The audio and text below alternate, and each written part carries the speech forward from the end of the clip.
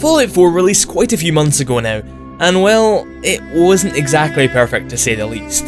Don't get me wrong, the game was a bunch of fun. However, it wasn't exactly as good as previous installments in the series. But that's in the past now. Fallout fans all over the globe have been hoping that the DLCs will be able to provide the same brilliant experiences that we've had in previous Fallout games. And I was one of them.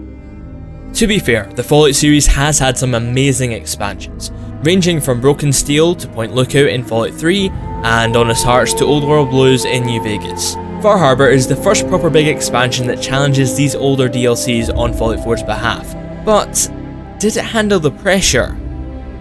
Far Harbour starts off with the player character aiding Nick Valentine once again, in a case that somehow requires not only the great detective himself, but, of course, a dim-witted warmongering arsehole, the protagonist.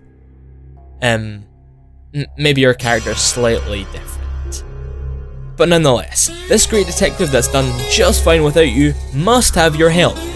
Anyway, you are challenged with the task to use your detective skills to find a Japanese family's daughter, who has recently gone missing. Oh, and don't forget about the invisible wall galore that is present on the road leading to this family's house. Not a great start to the DLC. Don't worry fanboys, it's time to get into some action. Let's head out on this boat to Far Harbour, because that's where the plot and title requires us. It starts to look up from here. I honestly feel like Bethesda has done a great job opening up this new area, despite the previous hiccup. You then enter the town of Far Harbour, in a time of turmoil on the island. A mysterious fog has summoned the power of Atom and mutated the local wildlife. And I'd like to say, at a low level, which I was playing it at, was quite a little challenge considering these new monsters called Gulpers hit me twice and I was effectively 6 foot under.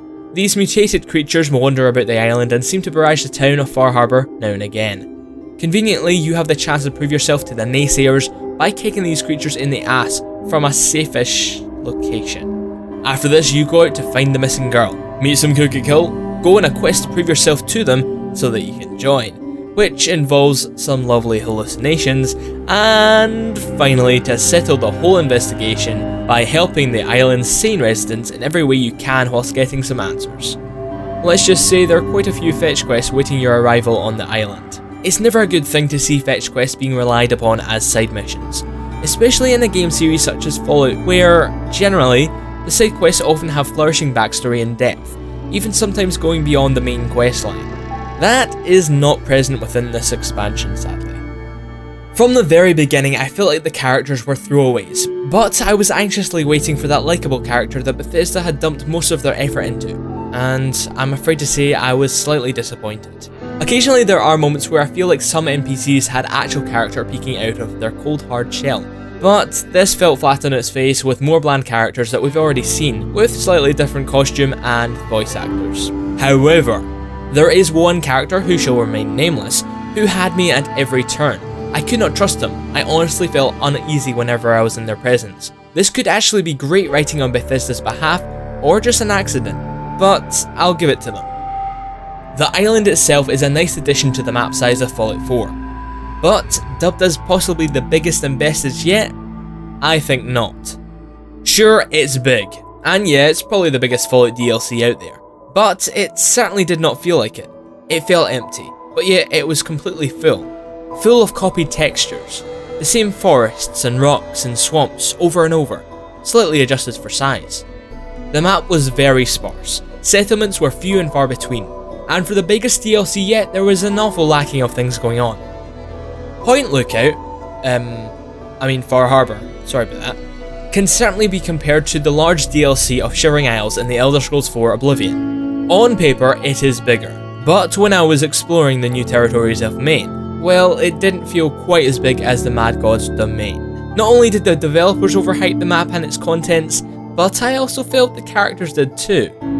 The mysterious and dangerous fog that is over on the island isn't even a nuisance to the player. Sure, the creatures that are in it can cause some serious damage at times, but I reckon that was mostly due to my low level when playing the DLC. And the great town of Acadia, where the abnormal go to seek refuge, felt desolate upon arriving. There are a few members of the community inside the main building, but even then it was very empty and underwhelming. But then you have the gear introduced to the expansion. The equipment introduced was one of the highlights, to be honest. Despite it not being a major part of Far Harbour, I really did enjoy some of the designs for the new equipment. Some of the local weaponry is fun to use when compared to a lot of the base game gear.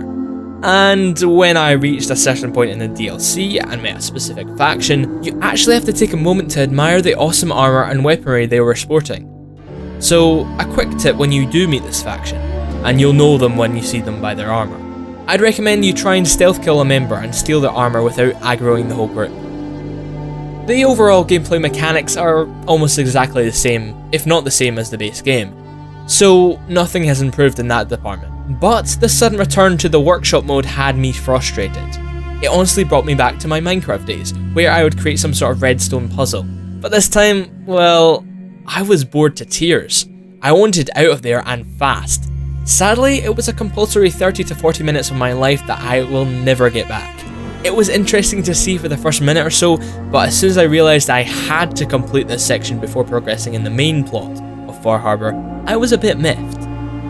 The overall plot of the DLC was a bit foggy at best. It didn't feel anywhere long enough for the map size we were given. The only points where you are shown the rest of the map is basic fetch this, fetch that moments. Thankfully, I am one of those people who thoroughly enjoys just exploring in general, and so are the rest of the ShoddyCast team. This is probably the main reason I saw so much of the island. However, I, along with a few other members here at the ShoddyCast, found a few animation glitches on our journeys. I found a few enemies clipping through the world to get to me, and another member found this. Make of that what you will. Anyway, it wasn't until about an hour in when I started to appreciate what the plot actually was. Find a missing girl, travel to a mysterious island or coastal area, meet some deranged cult, and take their entry challenge involving hallucinations. Use your entry to your advantage and deem the island's resolution to whatever seems fitting to you. It does sound familiar. When have I played a game where you travel to a mysterious coastal area, are tasked to finding a girl, meet some cult, then take the path of joining them and finally becoming the puppet master? Wait a sec.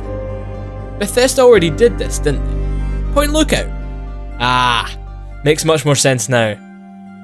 As you could probably guess, I personally am not impressed. However, it wasn't all bad. There were a few redeemable qualities about this DLC. Sadly, not enough to let me ignore the negatives though. I feel like Bethesda really let things go here, and have let Fallout fans across the globe down with this one. By all means, I recommend you play it if you've already purchased the Season Pass. In fact, I'd urge you to try and scrape up your money's worth. But if you're just interested in buying the DLC on its own, I'd recommend you save your money and buy Fallout 3 Game of the Year Edition. You get a whole lot more for your money and, well, it kinda includes the original Far Harbour anyway. Taking all this into consideration, I'm going to be handing Fallout 4 Far Harbour 2 stars for its overall performance as a Bethesda full-on expansion and for the overall experience it offered. If you want a further breakdown of the way I'm rating things, there will be something in the description awaiting you. Bethesda, your DLC has slipped on this one. I hope you lift the bar back up with your next big plans.